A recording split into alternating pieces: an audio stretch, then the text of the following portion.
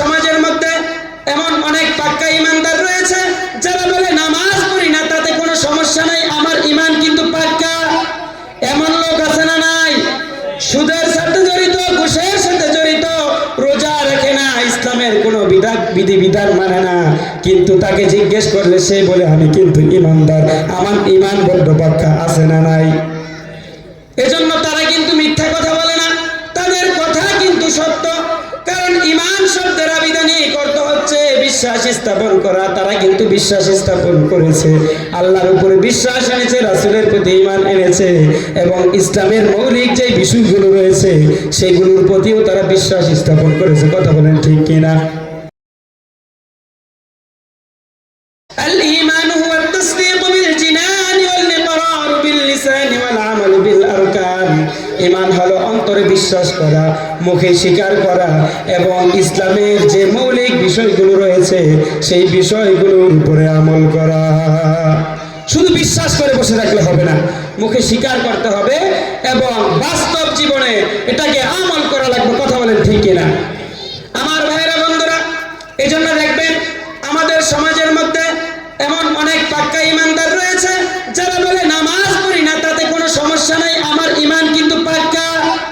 এমন লোক আছে না নাই? সুদের সাথে জড়িত, ঘুষের সাথে জড়িত, রোজা রাখে না, ইসলামের কোনো বিধিবিধান মানে না, কিন্তু তাকে জিজ্ঞেস করলে সে বলে আমি কিন্তু ইমানদার, আমার ইমান বড্ড পাক্কা। আছে না নাই?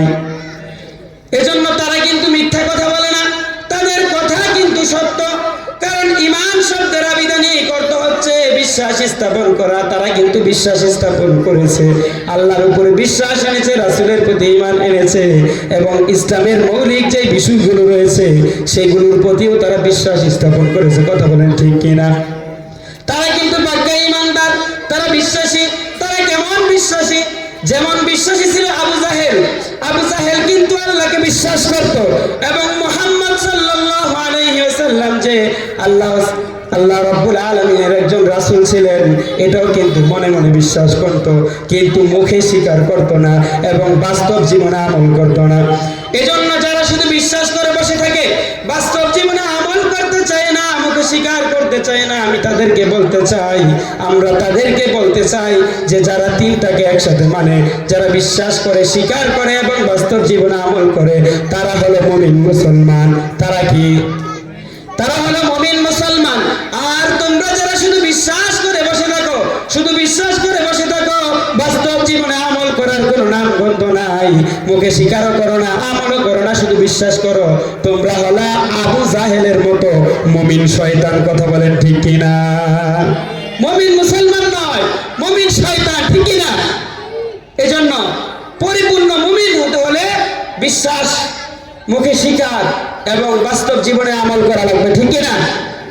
এজন্য যারা এই তিনটাকে একসাথে মানে, আল্লাহ সুবহানাহু ওয়া তাআলা তাদেরকে ভালোবাসেন, আর তাদেরকে ভালোবেসে মহব্বত করে স্পেশাল ভাবে আল্লাহ তাদেরকে ডাক দিয়েছেন, ইয়া আইয়ুহাল্লাযীনা আমানুত্তাকুল্লাহ, হে ঈমানদারগণ তোমরা আল্লাহকে ভয় করো। বলেন সুবহানাল্লাহ। আমার ভাইয়েরা, বন্ধুরা, এজন্য ঈমানের দরকার আছে না নেই? রব্বুল আলামিন বলেন, ক্বাদ আফলাহাল মুমিনুন, অবশ্যই সফল হয়েছে তারা, ঈমান এনেছে যারা। এজন্য ঈমানের দরকার আছে না নাই? এই ঈমান হলো সংখ্যার মতো, আর আমল হলো শূন্যের মতো। আপনার যদি ঈমান না থাকে, পরিপূর্ণ ঈমানদার যদি আপনি হতে না পারেন, আপনি যতই আমল করেন, যতই শূন্য থাকুক না কেন, এই শূন্যের কোনো দাম আছে নাকি?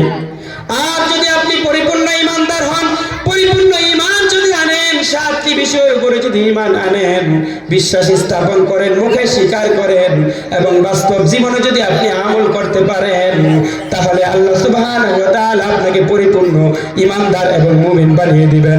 আর আপনি যদি পরিপূর্ণ মুমিন হতে পারেন, তাহলে আপনি একটি সংখ্যা হিসাবে এক পেয়ে গেলেন। এই ঈমান হলো সংখ্যার মতো, আপনি এক পেয়ে গেলেন।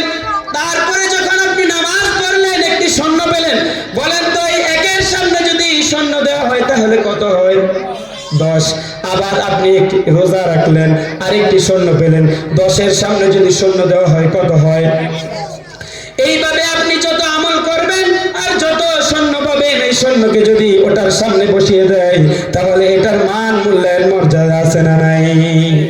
এজন্য থাকবে, ইমান থাকবে না, আপনার আমলের কোনো